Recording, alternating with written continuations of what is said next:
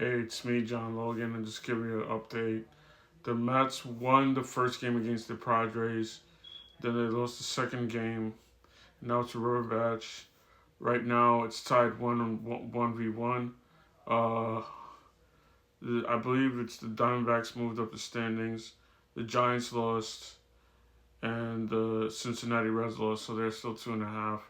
It's just a brief update on the Major League Baseball wild card picture. And hopefully everything should be good for the Mets in the near future. But we got to hang on. Jonah Tong has been struggling. He was the top minor league pitcher with strikeouts. He led the league in strikeouts. He was a strikeout maestro back in the minor leagues. In the majors, he's been so-so, to say it best. He struggled in his first start, and then he struggled mightily against the Phillies. But then the Phillies won a tear at the time, and they were on home. He was a visiting pitcher, so I don't think it was a wise move for Carlos Mendoza to make him Tong pitch against the Phillies, but he did. I don't think it's even a wise move for them to pitch against the Padres. But he's doing what he's doing. He's not. He didn't prove that he's Brandon McLean yet, who's like 4-1, and has a very low ERA, and has been giving people fits.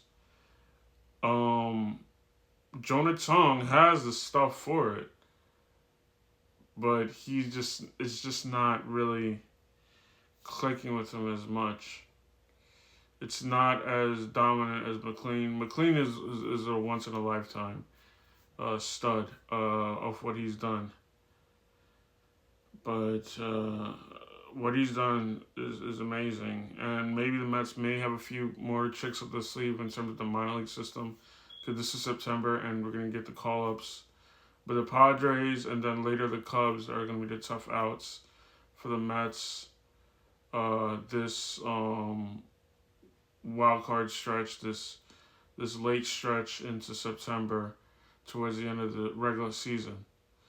Hopefully the Mets can make it.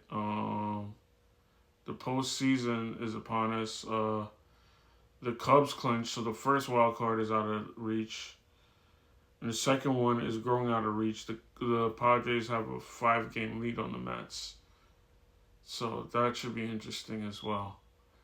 The Phillies won the NL East, so the NL East is out of reach. It's been out of reach, and it was a seesaw battle up till the last couple months. The Phillies just jumped ahead on the Mets, and they just took off, and they look like when they were one of the best teams in the National League. Forget the NL East. They're the best team they're one of the best teams in the NL East now, that they've beaten the Dodgers, and the Dodgers haven't clinched yet. The Dodgers are only like 2-3 games above the Padres. So it's kind of interesting how that works.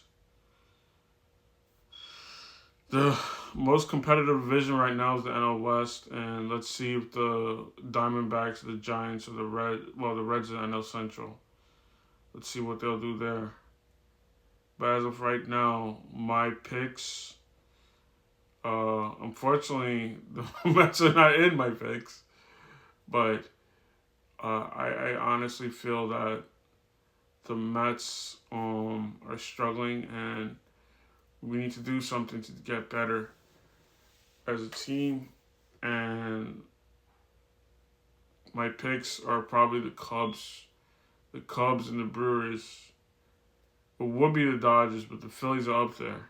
I don't like the Phillies. I'm a Met fan, but I have to give credit where it's due. The Phillies are one of the top.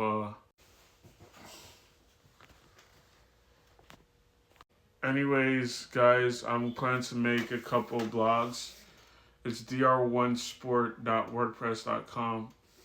I plan to make one on behalf of the MVP race, the NL MVP race.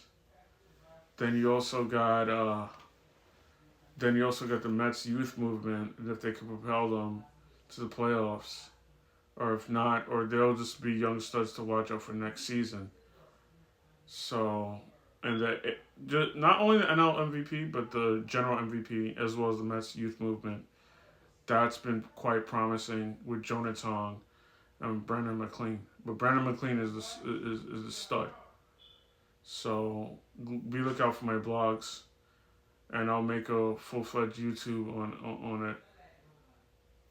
All right, I'll post you the links. So just look out for them. Peace. Let's go Mets.